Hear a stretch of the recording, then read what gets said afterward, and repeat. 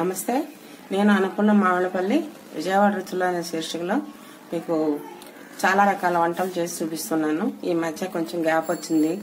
బంధువుల ఇంట్లో పెళ్లిళ్ళు, ఊర్లకు వెళ్ళటం ఇలాగ నేను ఎక్కువగా మీకు ఏం చూపించలేకపోయాను. మళ్ళీ ఈరోజు మీకు ఒక రెసిపీ చూపిద్దాం అనుకుంటున్నాను. వెజిటబుల్ రోల్స్ చూపిస్తాను ఈరోజు మీకు. దాంట్లోకి మనం ముందుగా కొంచెం మైదా పిండిని కలిపి పెట్టుకుంటే ఒక అరగంట నానిన తర్వాత మిగిలిన విషయాలన్నీ నేను వస్తువులన్నీ చూపించి ఇంగ్రీడియంట్స్ అన్ని చూపించి నేను ప్రిపరేషన్ చూపిస్తాను. ముందుగా పిండి కలుపుకోవడం చూపిస్తున్నాను. కొంచెంగా ఇదిగోండి, ఈ గ్లాస్తో ఒక గ్లాసు మీకు మైదా పిండి తీసుకోవాలి. ఇందులోకి కొద్దిగా చాలా కొంచెం కారం వేసుకుందాం. ఆ పిండికి రుచికి సరిపడాగా కొద్దిగా ఉప్పు వేసుకుందాం. ఉప్పు మరీ ఎక్కువ వేసుకోకుండా, ఎందుకంటే లోపల పెట్టే కూర కూడా ఉప్పు వేసి ఉంటుంది కనుక ఈ ఉప్పు మరీ ఎక్కువైపోతే ఉప్పుగా అయిపోయి తినలేము. అందుకని కొంచెంగా వేసుకోండి. ఈ ఉప్పు కారం కలిసేలాగా పిండిని కొంచెం సరి చేసుకొని కలుపుకుందాం. ఇలాగా మొత్తం కొంచెంగా నీళ్లు పోసుకోండి, ఎక్కువ పోసుకోవద్దు.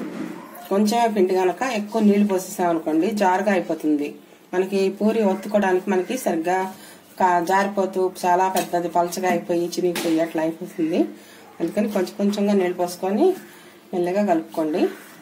కొంచెం పిండి పూరి ఒత్తడానికి ఇది కొంచెం గట్టిగా ఉంటేనే రోల్ చేయడానికి బాగా వస్తాయి అన్నమాట. అందుకని మరీ మెత్తగా జారుగా అయిపోయేలాగా మటుకు పిండి కలుపుకోకండి.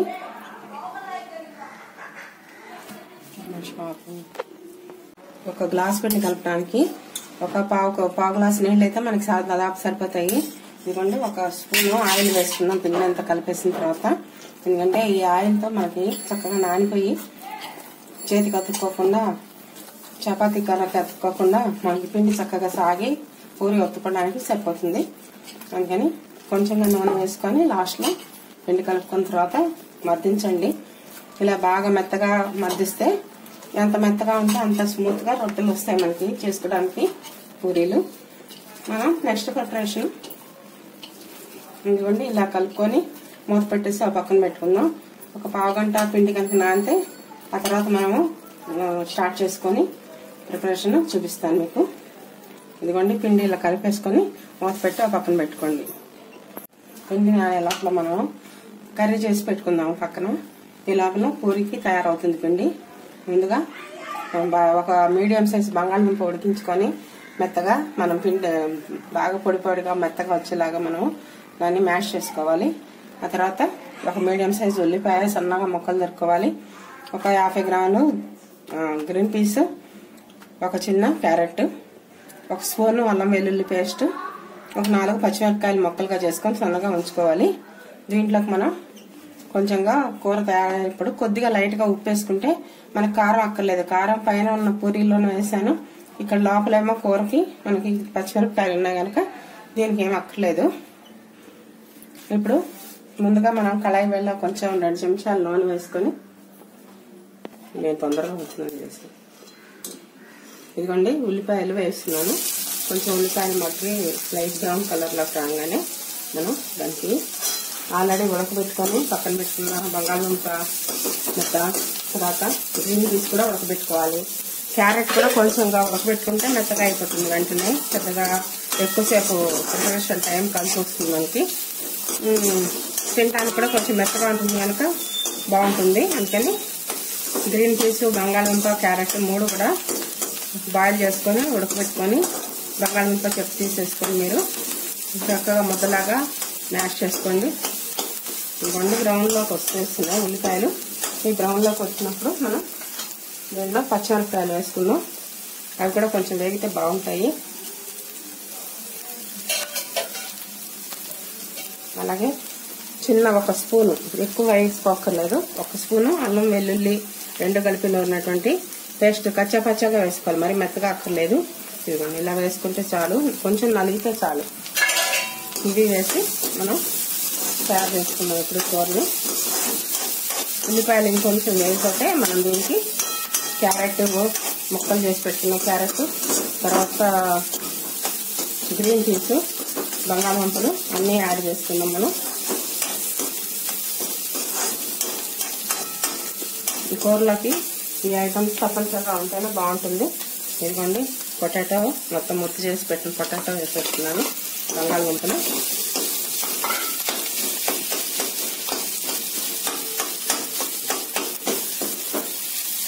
మనం కుక్కర్లో పెట్టుకొని 2 విజిల్స్ వచ్చేలాగా ఉడకబెట్టుకుంటే ఈ బంగాళదుంప కానీ క్యారెట్ కానీ గ్రీన్ పీస్ కానీ మరీ ముద్దగా అవ్వకుండా మరీ పొడి పొడిగా గట్టిగా లేకుండా మనకు తగిన కాలంగా కూర తయారవుతుంది.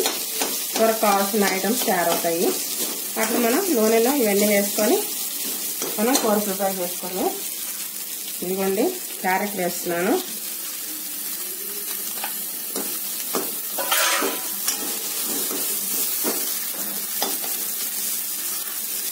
అలాగే గ్రీన్ పీస్ కూడా వేస్తున్నాను.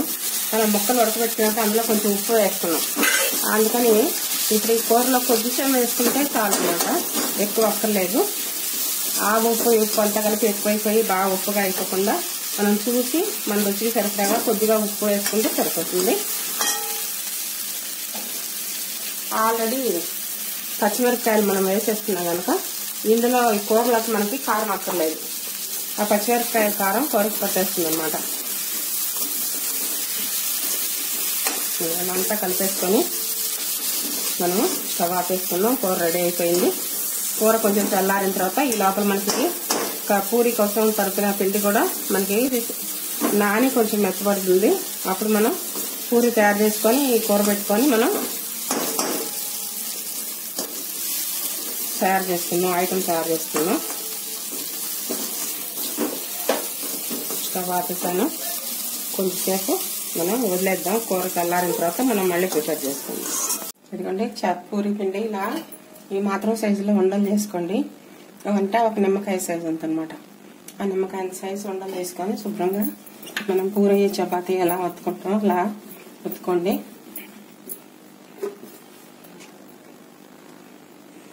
ఇది పొద్దున వెంటనే చేసుకోవచ్చు. బ్రేక్ఫాస్ట్ కి రెడీ చేసుకోవచ్చు.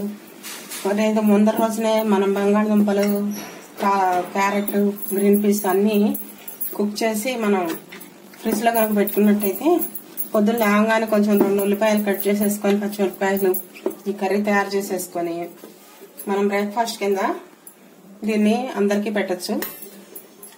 లేదు ఈ రోల్స్ ని తయారు చేసుకొని వెజిటబుల్ రోల్స్ ని చక్కగా పిల్లలకి బాక్సుల్లో పెట్టి కొంచెం సాస్ అది వేసి ఇచ్చి పంపిస్తే వాళ్ళు ఎంతో హ్యాపీగా తింటారు. మాలో చపాతీ కూర చేయడం కంటే ఇది ఎవరైనా సరే కొంచెం చూడంగానే డిఫరెంట్ గా ఫీల్ అవుతారు. అందులో ఈ రోజుల్లో పిల్లలకి ప్రత్యేకంగా ఏదైనా కొంచెం డిఫరెంట్ గా ఉండే తిండి తినాలని టిఫిన్ అయినా భోజనం అయినా కూర అయినా పప్పు అయినా వాళ్ళకి ఎక్కువ అలాంటి అలవాటు తయారైపోయింది అనమాట. రోజు ఇదేనా అంటారు ఒకటే రకంగా చేస్తే. అదే పిండి అదే కూరని బట్టి మనం మళ్ళీ ఇంకో రకంగా చేస్తాం అనుకోండి, ఆ షేప్ చూసి వాళ్ళకి సంతోషంగా ఉంటుంది అనమాట. మా అమ్మ ఏదో బాగా చేసింది, ఇవాళ మన స్కూల్లో ఫ్రెండ్స్ అందరికి చూపించి తిందాము అని పిల్లలందరూ కూర్చొని తినేప్పుడు మా అమ్మ ఇవి చేసింది అని అలా చెప్పుకొని వాళ్ళు సంతోషపడి తింటారు.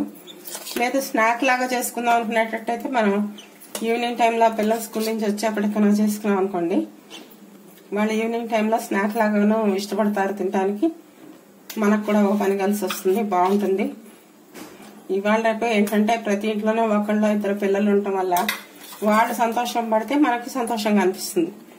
లేదు ఏం చేయలేదు అమ్మ ఇవాళ ఏదో చేసి పెట్టేసింది బాగాలేదని వాళ్ళు బాధపడకుండా మనకి చేతైనంత డిఫరెంట్ గా ఇదిగోండి ఇలా కూర పెట్టేసి మనం ముందు ఒక రౌండ్ ఫోల్డ్ చేసుకొని సైడ్ నుంచి కూడా మళ్ళీ ఇవి నూనెలోకి వెళ్ళిపోకుండా కూర మనం ఇలా చుట్టేసుకోవాలి, రోల్ చేసుకోవాలన్నమాట. ఈ రోల్ చేసుకునేది మళ్ళీ చివరిలో కొంచెం వాటర్ పెట్టి మీరు పూరికి వాటర్ చేసి ఇలాగా రాసుకోండి, వాటర్ని రాసుకొని ఇలా చేసితే మైదా పిండి కదా గబ్బుకుని అతుక్కుపోతుంది అనమాట. లేకపోతే ఓపెన్ అయిపోయి కర్రీ అంతా బయటకు వచ్చేసి నూనె అంతా ఖరాబ్ అయిపోయి ఇలా అవుతుంది. మీరు చేసుకున్న తర్వాత ఇదిగోండి ఇలా కొంచెం రోల్ చేస్తే చక్కగా అతుక్కుపోతుంది అనమాట, ఓపెన్ అవ్వదు. చూసారా ఇలాగ వస్తుంది. దీన్ని మనం అన్ని తయారు చేసి పక్కన పెట్టేసుకొని గబగబా డీప్ ఫ్రైలో వేయించేసి పూర్తి చేసుకొని టిఫిన్ తయారు చేసేసుకోవచ్చు. చాలా ఇష్టంగా తింటారు పిల్లలు. ఇంకొక పూరి ఒత్తి చూపిస్తున్నాను.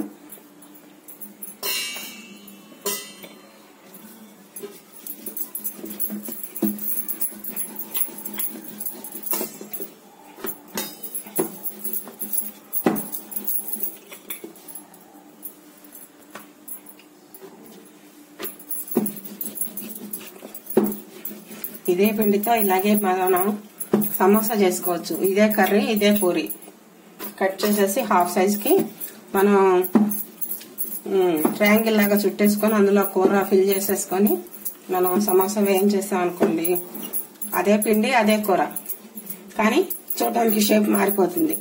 ఎప్పుడైతే షేప్ మారుతుందో అప్పుడు తినే పిల్లలకి ఆసక్తిగా ఉంటుందన్నమాట. అందుకని ఒక్కదాన్నే మనం చాలా రకాలుగా చేసి చూపించి పిల్లల్ని సంతోష పెట్టేసేయచ్చు. ఇదిగోండి ఇప్పుడు పూరి వేస్తాయి కదా, ఇందులో మిగిలిన కర్రీ వేసేసుకుందాం.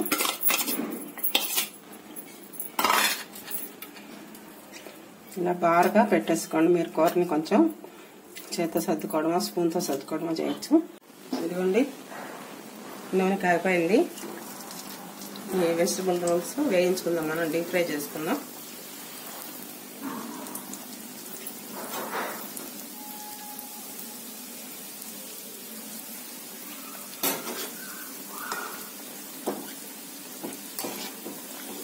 ఇది చేసుకోవడం చాలా ఈజీ. మీరందరూ కూడా ఇలాగే చేసుకొని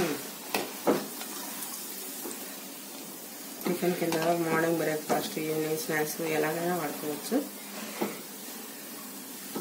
అందరూ ఇష్టంగా తింటారు. ఇది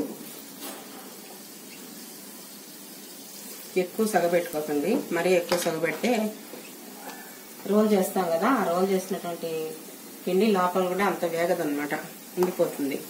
అందుకని మీడియం ఫ్లేమ్లో వేయించుకోండి, అప్పుడు చక్కగా వేగుతాయి, లోపల దాకా కూడా వేగుతాయి అన్నమాట.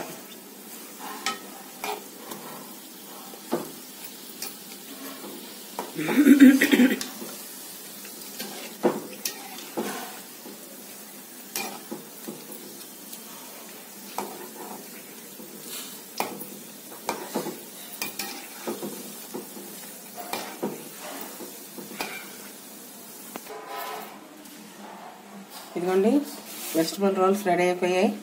ఇంకా తింటమే ఆలస్యం. దీంట్లోకి సాస్ కాంబినేషన్ అయితే బాగుంటుంది. టమాటా సాస్ తెచ్చుకొని వేసి పిల్లలకు పెట్టండి, చాలా బాగుంటాయి, చాలా ఇష్టంగా తింటారు పిల్లలు. అంచేత మీరు కూడా వీలుని బట్టి చేసుకొని పిల్లలకి పెట్టి సంతోషపడండి. ఉంటాను మరి.